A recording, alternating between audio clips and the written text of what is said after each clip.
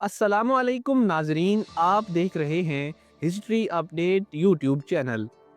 दोस्तों, 1948 में जब बलूचिस्तान पाकिस्तान का हिस्सा बना तो उस वक़्त बहुत से सरदारों ने इसकी मुखालफत कर दी। उनकी मुखालफत बलूचिस्तान को पाकिस्तान से अलहदा तो ना कर सकी, लेकिन बहुत से मसाइल ने ज़रूर जन्म लिया जो आज तक मौजूद हैं। वो सरदार जो रियासत मुखालिफ थे वो तो दुनिया से चले गए, लेकिन हमारी रियासत और रियासती इदारों की गलत पॉलिसियों की वजह से बलूचिस्तान के अवाम रियासत से बदज़न हो चुके हैं, और ये कोई एक दिन में नहीं हुआ। 1948 से लेकर आज तक रियासत ने बलूचिस्तान के गयूर और मुहिब्बे वतन अवाम के मसाइल कम करने की बजाय बढ़ाए हैं। आज तक हज़ारों माओं के लाल रियासती इदारों की जानिब से अगवा किए गए हैं जो कभी लौट कर नहीं आए। और जब बलूचिस्तान की वो माएँ या बेटियां जो अपने प्यारों की वापसी का तकाजा करने के लिए एहतजाज करती हैं तो इनसे ये हक भी छीन लिया जाता है और सख्ती से कुचलने की कोशिश की जाती है, हत्ता कि रियासत सीधी गोलियां भी चला देती है। नाज़रीन किराम, ऐसा ही एक वाक़या पिछले दिनों पेश आया जब क्वेटा में एक एहतजाज चल रहा था, और एहतजाज इस बात का था कि पिछले दिनों हुकूमत ने कुछ लाशें चुपचाप दफना दी थीं। लोग हुकूमत से ये सवाल कर रहे थे कि हमें बताया जाए कि वो लाशें किसकी हैं। नाज़रीन, अचानक एहतजाज पर पुलिस ने हमला कर दिया और सीधी गोलियां चला दीं, जिससे एक बच्चे समेत 3 लोग शहीद हो गए। इन शहादतों के बाद एहतजाज शिद्दत इख्तियार कर गया और पूरे बलूचिस्तान में फैल गया। लोग महरंग बलोच की क़यादत में लाशों को सड़क पर रखकर एहतजाज करने लगे। आपके नंबर 1 एजेंसी और आर्मी के मिसाइल से मरने वाला जो बच्चा है वो 3 महीने का बच्चा है। 3 महीने के बच्चे भी आपकी बमबारियों से मरते हैं। 3 महीने के बच्चे। और अफसोस, बेज़मीरी का मकाम तो देखिए, शर्म आनी चाहिए तुम लोगों को कि तुम लोग इस पर सेलिब्रेशंस कर रहे हो, खुशी मना रहे हो। ये आपके एज अ कौम आपकी पस्तगी का इजहार करता है कि आप लोग कितना पस्ता सोच रखते हो। 3 महीने का बच्चा, उसकी पहचान बलोच तो नहीं थी ना, उसको भी मारा गया। क्या है कि इस 3 महीने के बच्चे पर जो है ना, आप सब लोगों को शर्म नहीं आनी चाहिए थी? उसके बाद भी हमसे पूछा जाता है कि आप लोग किस लिए यहाँ बैठे हो?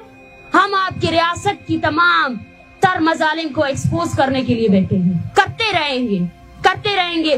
और मैं बखुदा कहती हूँ कि ये लोग यहाँ से चले भी जाए ना, और भी आएंगे, आते रहेंगे। हमने आपकी तारीख में ना जाकर बलोचों की तारीख देखिए, आपकी तारीख में धोखा लिखा है और हमारी तारीख में कुर्बानी।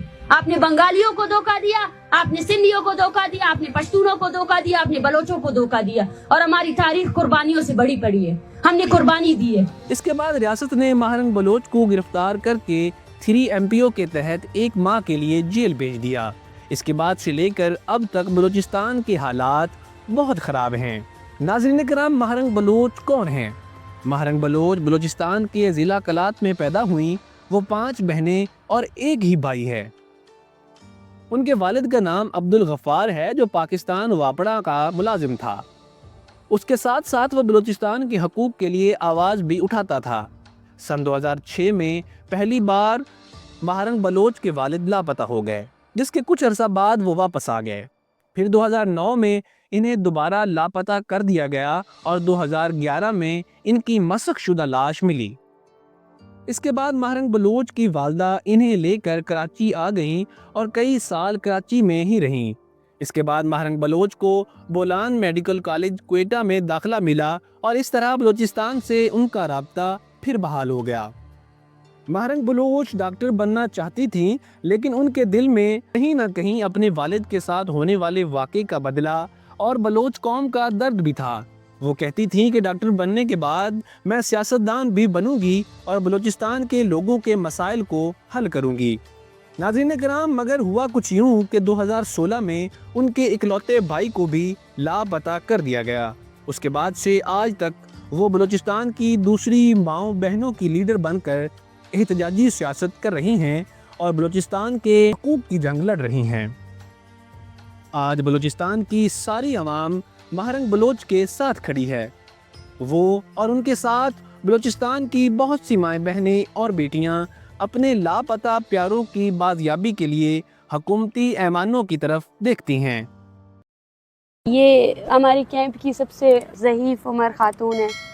جس دن کوئٹہ میں ہم لوگ تھے تو اس دن اس کے پاس ایک جوڑی کپڑا تھا اور کچھ بھی نہیں تھا، اور پیروں میں جوتے بھی نہیں تھے۔ اس کی وہ ویڈیو بھی وائرل ہوئی تھی جو ننگے پاؤں وہ ریلی میں تھی۔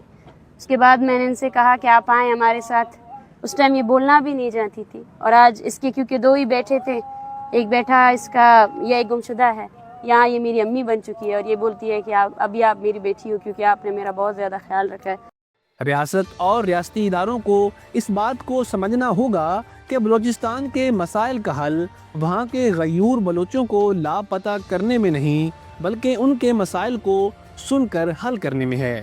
لوگوں کو لاپتہ کرنے سے اگر بلوچستان کے مسائل حل ہوتے تو آج ٹی ٹی پی اور بی ایل اے جیسی دہشت گرد تنظیمیں نہ جنم لیتیں۔